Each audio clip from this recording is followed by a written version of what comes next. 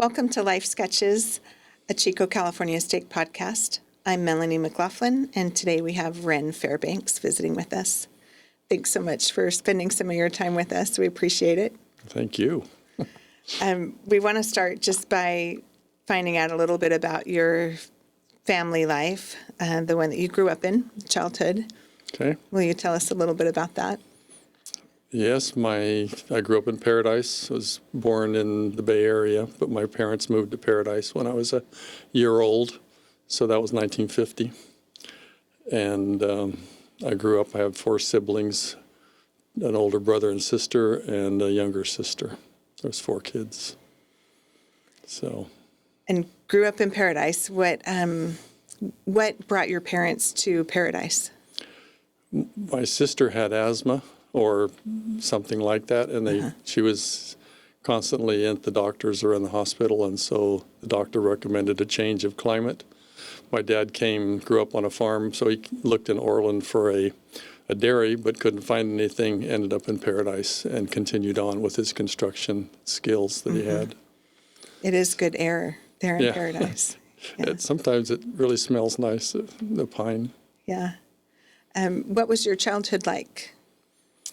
Oh, I think a pretty normal childhood. I spent a lot of time outside playing. Paradise was just pretty open and wooded, and I could travel for miles and miles to a friend's house or just play in the forest or stuff. So I did a lot of that, played in tree forts, and I don't remember playing much with my siblings. My brother I didn't know because he was much older very well until we were adults, but my sisters, both of them I associated, I guess, with, but I didn't really, they were girls, so I didn't do girl things. I played trucks and army and little things out on the bank of the road and stuff like that. So remember the things that I remember. And how did you spend your summers? I worked with my father all summer long. My earliest recollection was at 3, and the reason that sticks in my mind is because I got my own little lunch pail. And so I worked from early on. I chased parts or tools or something and progressed over the years to doing more and more. I didn't like it, but my dad, I don't know whether it was, I've always wondered this, but I don't know whether it was a way of getting me out of the hair of my mother or whether it was to help my dad. But I spent all summers, and by the time I was 16, I was operating a tractor on my own, would get a whole several work orders and put a shovel and a pick and a asphalt rake in the tractor bucket, and I'd be gone all day preparing driveways for asphalt, and would go back a few days later and pave them and stuff. And so I learned a lot from working with my dad. He was a taskmaster. He was a quiet man, but he, required perfection. And so in the bigger scheme of things, it was good for me to have that experience. But I always complained because I got paid a fraction of what wages I probably was worth. And he used to always say, yeah, but you get room and board out of it. So anyways. It sounds like it would instill a really good work ethic in it did. you. Yeah, and that's stayed with me throughout my life and contributed to a lot of the other things that I've accomplished. Mm-hmm. So did you ever pay your own kids to do chores around the house? Yeah, we gave them an allowance, but I don't know that it was really, for work that they did. Just to teach them money. I was pretty easy because I wasn't going to do the same thing that my dad did to me. But yeah, I was curious about that. Yeah. Tell us about school a little bit. Well, when I was about 45 years old, I learned that I was dyslexic. And that explained why I had problems in school. I didn't read well, I didn't write well, I didn't spell well. Some of the other stuff wasn't so bad, math was okay, but in the process of going through that experience, I regularly got the feedback that I was dumb and stupid and I would never amount to anything. So that had a big impact on my my life overall, at least to begin with. It set a tone. I never thought that I would ever get a formal education beyond high school, but I did. I graduated from college, but much later. The scripture, "Ether, I give you weaknesses that they might become your strengths." Over time, as I realized that I was capable of accomplishing things and doing good things, it became a realization that God gave that challenge to me in order to get me strong, become stronger. And so my mission experience, contributed to that confidence that started to come, and other experiences in life that made me realize that I could actually do things good, accomplish good things in my life. So you said that you realized at age 45 that you were dyslexic. Yeah. Without knowing what the challenge was in trying to read, how did you cope with that during school? I don't know that I coped with it. I just, I don't know. I just did what was required. My whole life I've been just doing what I've been asked to do. So they had a slow reading group, and when we'd read, I'd be in that group, and we'd take turns going around the circle reading something from a book. But I just, did it. I never read a book completely until I was on my mission. That was the Book of Mormon was the first book I ever read from cover to cover because reading was uncomfortable. Even in college, I couldn't read the material because I was a slow reader and keep up. I had to accomplish and pass the classes by attending and listening to the lectures and my notes. But reading was just slow. I never thought I'd be a reader. I read much more now than I ever thought I ever would. But it's over time I've learned to compensate for the problems of being dyslexic. You had told me about one tool that you eventually used in learning to read. You're referring to the pictures? Yeah. Will you describe that process a little bit? So to me, the way my brain works, I figured out, is that a word is a picture. It isn't a spelled word. It was very frustrating in school when I'd ask the teacher how to spell a word, and they'd say, well, look it up in the dictionary. And I'd think, well, how do you look it up if you don't know how to spell it? I can recognize the word as being correctly spelled if I see it, but to try and spell it, I can't decipher between whether it's an A or an E or an I. And so it affected my ability to take tests because I'd spent so much time trying to correct my reading or choose words that I knew how to spell that it contributed to not getting good grades. Mm-hmm. But I've learned now over doing it for so long of a period of time, I've got them all memorized, so I can read, but I read at the same pace of reading out loud. When I read to myself, I can't read very fast. But that hasn't stopped me because I've, over the years, between spell check, which was a godsend, and just getting by with the reading I needed to do, I was very successful in life. So with all the challenges, academic challenges in school, what successes did you find in school? In school? Sports. I think that's So I was very good at sports. I participated in sports from the time I was in 8th grade. And in high school, I played football, basketball, and high jumped on track all 4 years of high school. And when I was a senior, I was recognized as the outstanding athlete of our graduating class.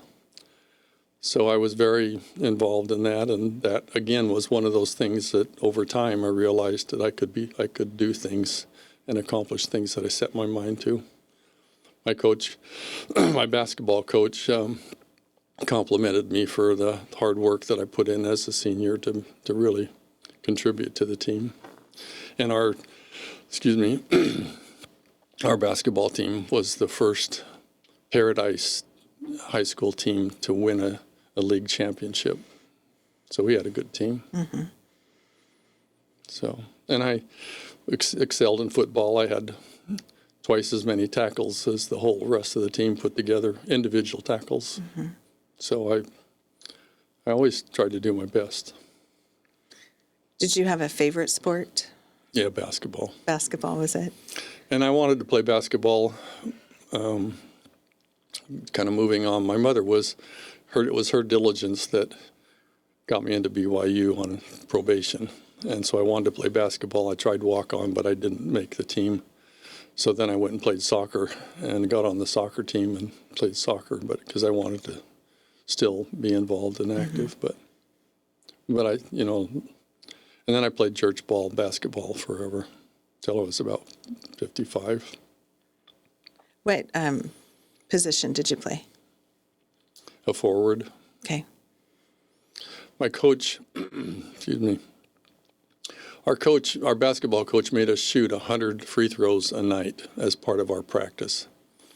And my best was 98 out of 100 at one point. So I developed some pretty good shooting skills.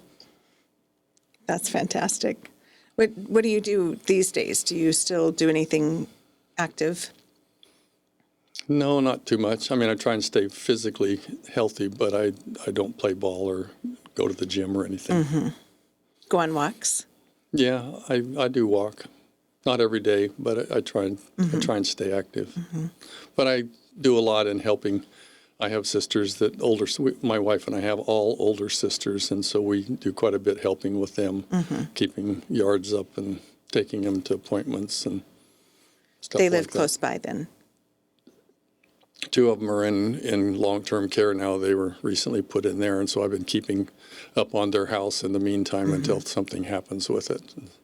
So I prune and mow and weed. And that'll keep you in shape. The worst, that last 6 inches to the ground is getting pretty hard, though. To get that low, yeah. Yeah. So you said you went to BYU, and that was in large thanks to your mom. What did you study there? I went to BYU for 3 years, 2 years, then on my mission to come back. Okay. But I was always a general education. I never knew what to do, but I tended to take agricultural. I was drawn towards taking ag classes, which later led to a career in ag. Okay. And then you met someone while you were at BYU. Yeah. So after my mission, I went back to BYU for a year, and that's when I met my wife. And we were in the same ward. We kind of bumped into each other a few times in the first semester. And I took notice of her. She lived in the same apartment complex as the home evening family that we had. And so I, kind of saw her there and wanted to, invite her on a date, go out with her. But I had to go through her roommates and date them a little bit before I ever ultimately. Anyway, so when we finally got to go on a date, and we dated twice, and I brought up the subject of, what does our, relationship future look like, and she took that, and she wouldn't let me leave until I proposed to her. So we were engaged in February, and then we got married after school was out in May. Okay. What did you particularly like about Marilyn? Well, I found her accomplished. She was musical. I grew up in a musical family. My mother was very involved in music in the church and in Paradise, and taught piano lessons. And so that was a quality that I was attracted to. She was attractive. She was Miss Navajo County in her senior year. So those are probably the initial things that attracted me. And then as we had I feel like we had a long engagement. A lot of people don't think that February to May is a long engagement, but it gave us a time long enough to get acquainted and to know that we felt good about, the commitment we were making. So when the two of you got married, did you move back to Chico right away? Yes, because I had work. I could work for the family. And she ultimately had to give up her crown, so to speak, because she chose to get married. And then I worked for the company, family company, for several years. Continued to take ag classes on the side. And it was a small business, and we were supporting 5 family members, and it was kind of a recessionary period, and it was kind of hand to mouth. And so I thought it would be better if I left and you took that salary away and left the others to have a better life.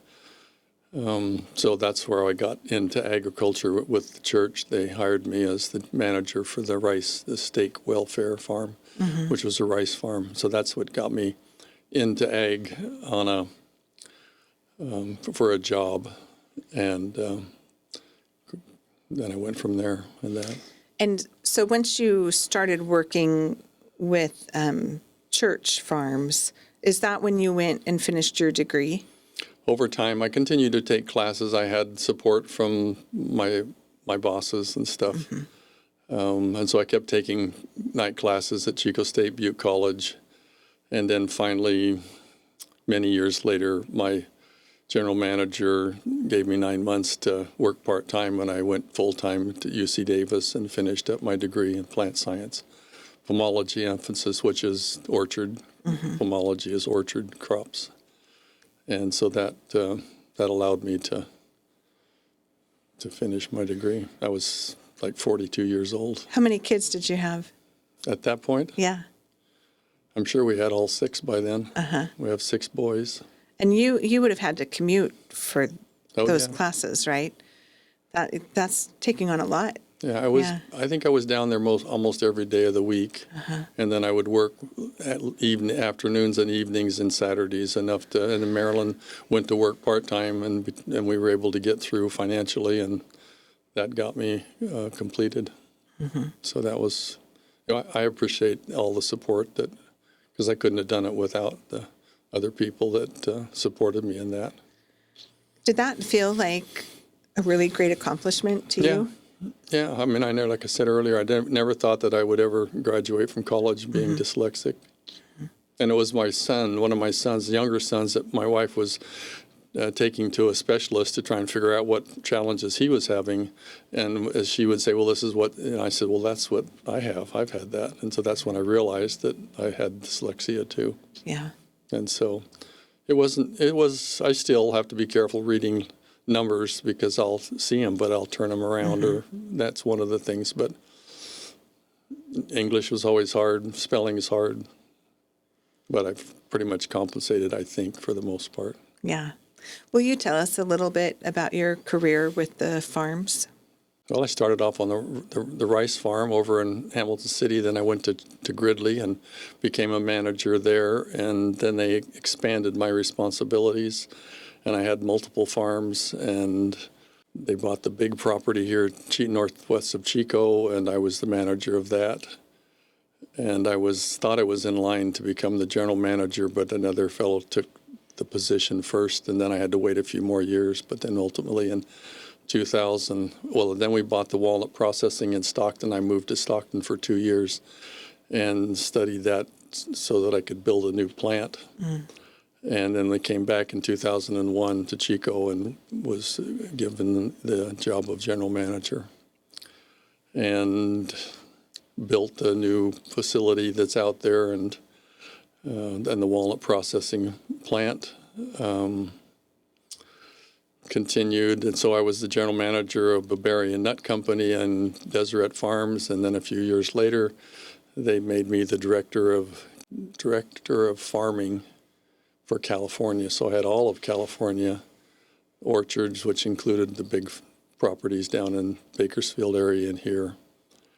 And then they sent me to Australia for 5 years to that farm was not doing well, and they wanted me to evaluate and see what we could do, and we did make it better, but they still ultimately decided to sell it.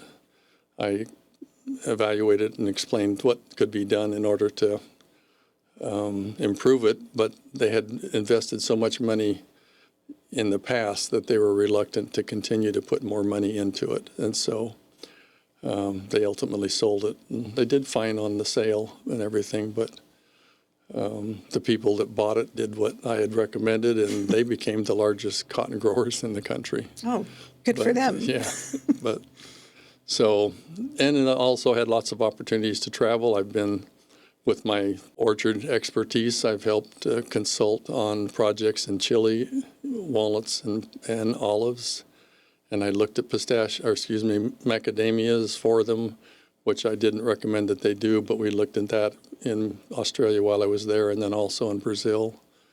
I've traveled to China on our walnut processing ventures, so I got to travel quite a bit as well as do some other things, so that was nice. Did you get to take Marilyn with you? No, I never did that. I should have, but she had 6 boys at home to keep an eye on. But she went to Australia with you. Oh, yes, that was a full-time thing, Yeah. and so we lived in Australia in a nice place. What did you enjoy about living in Australia? The people.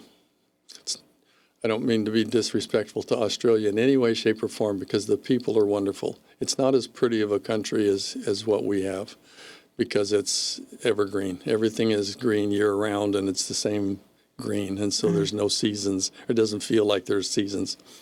And they don't have the topography, the hills and the mountains and stuff. It's more flat and stuff, but the people more than make up for it in terms of they're just really nice people. I mean, the first thing they taught us is that we didn't speak English. We spoke American.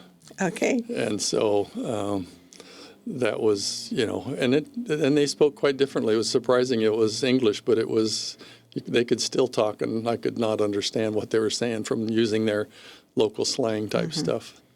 But we enjoyed it.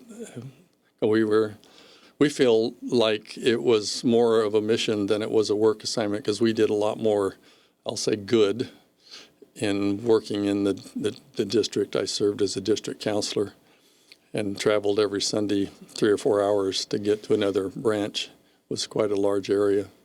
And so serving there felt, rewarding. And my wife feels like, that was our mission, full-time, away from home mission type things. We've served at the Bishop Storehouse as well, but that was our mission.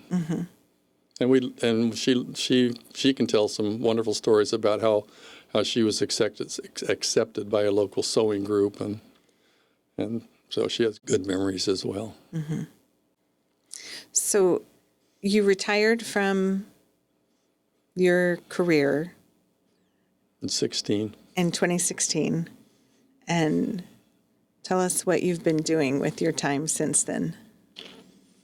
Well, we served 2 years out of the Bishop Storehouse, full time, or not full time. It's 3 days, basically 3 days a week, and that took up a lot of our time at that point in time. It was quite a transition.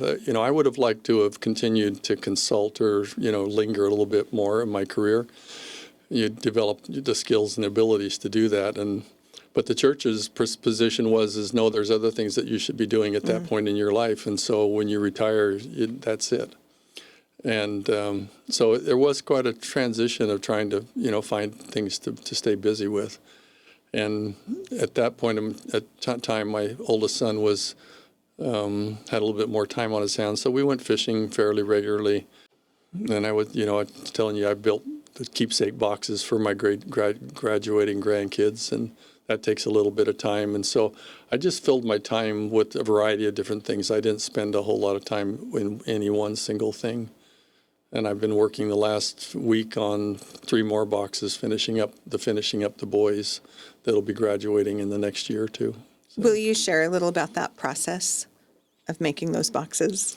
Well, I was lucky enough I got permission, but I kind of had to sneak on the farm, and I cut up an orchard black walnut stump that was being removed, and I cut it into smaller pieces, and then I've milled it into lumber, and it's turned out to be really, really beautiful black walnut wood, and I've made most of the boxes that I've made out of that wood. And so I feel like that's, something a little bit different than just even a little more special than going and buying the wood and making the boxes. And so that's been fun. I've signed them, and so I'm hoping that my family will appreciate, remember me. And you said 6 boys. Yes. That's a pretty rambunctious household. Yeah, we have 6 sons. We kind of were hoping for a daughter along the way, but that never happened. And after 6, my wife said we're done, and I said I agree. So, so that's where we stopped. But but there were times, we wonder, how we, got through it, because they were full of energy. Mm-hmm. But as they got, some of the older ones get older, they help a lot, with the younger ones and start helping to, do stuff like that. But I remember experiences of coming home and expressing frustration to Marilyn because the house was just a mess, like you'd see on TV, kind of an experience. And I'd say, haven't you, done anything all day? And she'd get upset because she was constantly, putting clothes on them or, cleaning up after them, and they just were faster to making a mess than she could keep up with. So I learned that over time, that you just have to be appreciative of that period of time in our lives. But we made it through, and now we're happy, with our family for the most part. We have 20 grandkids and 2 great-grandkids. And do they live close to you? 4 of the boys live in Oroville or here in Chico, 3 of them here in Chico. One's in Utah and one's in Texas. Okay, so you have places to go visit. We went to Texas and drove to Texas for Christmas as a surprise for our son, and we won't drive again. That was too far. That's a long drive. It's 3 days on the road each way. So, but Marilyn, always has things to take. Marilyn is a giver. That's her language of love, and so she likes to give things. So we always have stuff to take, but we'll trim that down next time and fly. So, with all the experiences you've shared today, can you pull some piece of advice that you would want to pass on? The thing that's been on my mind a lot lately is that we are spiritual beings having a mortal existence. I learned in my business career that what makes the difference between one decision from one person and another decision given the same circumstance.